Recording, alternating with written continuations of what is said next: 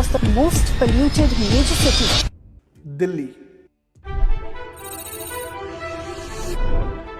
India की capital, लेकिन आज इसकी अपनी एक अलग पहचान बन चुकी है। Delhi's air quality. दिल्ली में वायु प्रदूषण दिल्ली में कई इलाकों की हवा, दिल्ली एनसीआर की हवा, दिल्ली में AQI 400 के पार। पोल्यूशन एक ऐसी हवा जिसमें सांस लेना मुश्किल हो चुका है।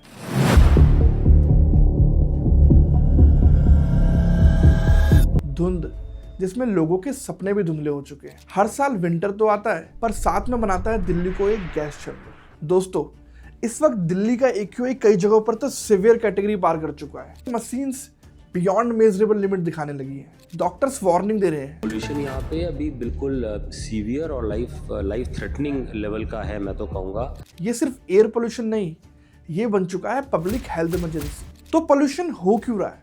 इसका कोई एक रीजन नहीं है, ये बहुत सारी चीजों का डेडली कॉम्बो है। पर इस साल एक अलग चीज हुई है। इस साल दिल्ली के लोग शांत नहीं बैठे हैं। इंडिया गेट पर पेरेंट्स, सीनियर सिटीजन्स, स्टूडेंट्स सब एक साथ आए और वो बस एक ही बात बोल रहे हैं, हमको साफ हवा चाहिए। अगर पोल्यूशन इतनी बड़ी प्रॉब्लम है तो गवर्नमेंट और न्यूज इसको क्यों नहीं दिखा रहे हैं? क्यों प्रोटेस्टर्स को डिटेन किया जा रहा है और उनकी आवाज को दबाया जा रहा है? और दूसरी तरफ गवर्नमेंट के ऑफिस में महंगे महंगे एयर प्योरीफायर यूज हो रहे हैं। पर प्रोटेस्टर्स के साथ क्या हो रहा है? पुलिस ने उनको हटाने की कोशिश करी, लेकिन लोगों का गुस्सा कम नहीं हुआ। जंतर मंतर पर दूसरा प्रोटेस्ट शुरू हो गया कि प्रदूषण से होने वाली जो मौत है उसकी संख्या 17,188 है एक साल में। एक्टिविस्ट और स्टूडेंट्स की एक ही डिमांड है, systemic change, not temporary solutions. हर साल अक्टूबर से नवंबर के महीने में स्काई ग्रे हो जाता है। विजिबिलिटी इतनी कम हो जाती है कि आपको सामने वाला शख्स भी दिखाई नहीं देगा। पहले हम लोगों को ये लगता था कि ये ठंड की वजह से होता है, लेकिन जैसे जैसे लोग एजुकेट होने लगे तब लोगों को पता चला कि ये ठंड नहीं, पोल्यूशन है।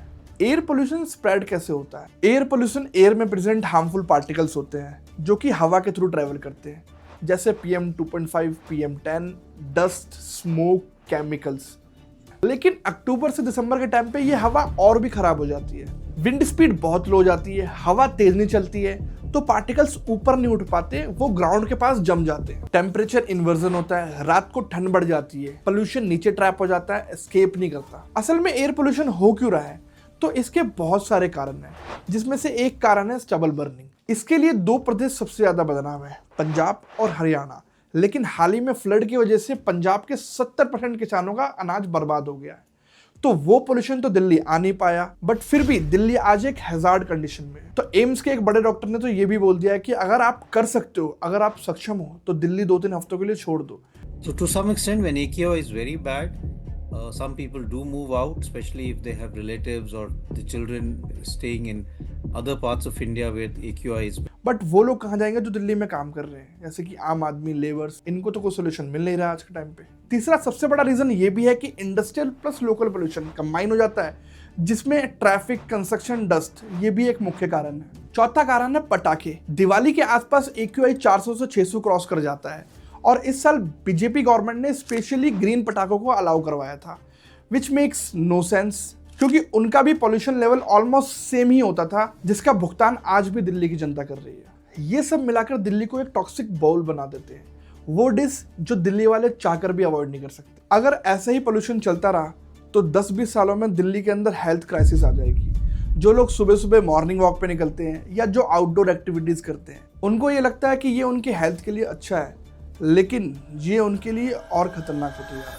Asthma spike, lung cancer, heart disease और चिल्ड्रंस की लंग कैपेसिटी परमानेंटली रिड्यूस हो जाएगी। डॉक्टर्स तो ये भी बोलते हैं कि इंडिया अपने GDP का 8 से 10% सिर्फ पोल्यूशन की वजह से लूज करता है। तो ये मेजर प्रॉब्लम के लिए गवर्नमेंट के पास एक सालों पुराना घिसा पिटा एक प्लान है, विच इज ग्रैप।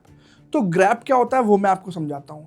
ग्रैप का मतलब होता है ग्रेडेड रिस्पॉन्स एक्शन प्लान। ये एक एक्शन प्लान है जो AQI के हिसाब से अप्लाई होता है। स्टेज 1 AQI 200 से 300 मॉडरेट, स्टेज 2 301 से 400 पुअर, स्टेज 3 400 से 450 very poor, stage 4 AQI 450 plus severe. इतनी बड़ी इमरजेंसी के लिए गवर्नमेंट के पास आज भी कोई सटीक प्लान नहीं है तो बस सिर्फ एक ग्रैप, जो कि पोल्यूशन को रोकने का काम नहीं करता, कंट्रोल करने का काम करता है। नए तरीकों के नाम पे इन्होंने बस एक ही चीज करी है, वो है cloud seeding. Cloud seeding that's causing artificial rainfall. Now, according to sources, the government is expecting. जब AQI 450 प्लस होता है तो ग्रैप 4 लागू होता है, जिसमें स्कूल्स क्लोज कर दिए जाते हैं। कल से स्कूलों की भी हम छुट्टी रखेंगे, हाइब्रिड मोड पे रहेगा। क्योंकि चिल्ड्रन के लंग्स फुल्ली डेवलप नहीं होते, उनके ऊपर PM 2.5 का हार्म डबल होता है। आउटडोर प्ले काफी रिस्की हो जाता है, आइज थ्रोट लंग इन्फेक्शन बच्चों में कुछ ज्यादा ही दिखाई देता है इसकी वजह से। बट ये एक आयरनी है, क्योंकि पॉलिटिशियंस कैसे सिक्योर रहते हैं? पॉलिटिशियंस के ऑफिसेज, होम्स और असेंबली हॉल में मल्टीपल एयर प्योरीफायर लगा दिए गए हैं। VIPs तो एयर प्योरीफायर में मीटिंग करते हैं, पर आम आदमी, चिल्ड्रंस और लेबर, ये लोग कहाँ जाएंगे? इनको कोई प्रोटेक्शन नहीं मिलता है, और ये सबसे बड़ी इनइक्वालिटी है। दुनिया का सबसे बड़ा एग्जाम्पल पोल्यूशन कंट्रोल का आपको पता है क्या है? बीजिंग। 2008 से 13 के बीच बीजिंग का AQI लेवल दिल्ली से ज्यादा रहता था, लेकिन आज बीजिंग का मोस्टली 50 to 150 रहता है। मतलब एक ड्रामेटिक इंप्रूवमेंट किया है इन लोगों ने। आप देख सकते हैं कि इनका पास्ट और प्रेजेंट कैसा दिखता है, और यही चीज करने के लिए चाइना ने हमारी मदद की पेशकश की है। पर उम्मीद कम ही है कि गवर्नमेंट इस बारे में कुछ करेगी फिलहाल, अंटिल अनलेस ये कोरोना वाली क्राइसिस नहीं बन जाए, क्योंकि इसका इफेक्ट अभी इमीडिएट नहीं दिखेगा। इसका इफेक्ट दिखने में लगभग 8 से 10 साल लग सकते हैं, और शायद तब एक मेडिकल क्राइसिस आ सकती है इंडिया में।